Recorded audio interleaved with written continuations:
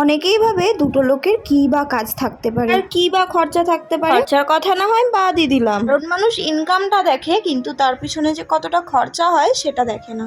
মানুষের এটুকু বোঝা দরকার যে যার যত বেশি ইনকাম হয় না তার খরচাটাও কিন্তু ঠিক ততটাই বেশি হয়। যতটুকুই কাজ থাকুক না কেন ততটুকু কাজ করতেই যে অবস্থা খারাপ হয়ে যায় সেটা কিন্তু কেউই বোঝে না। মাঝে মাঝে মনে হয় জানো তো, আর পারছি না, ছেড়ে দিই, আর ভালো লাগছে না, কিন্তু কি আর করব বলো, একার সংসার হলে করতে তো হবেই।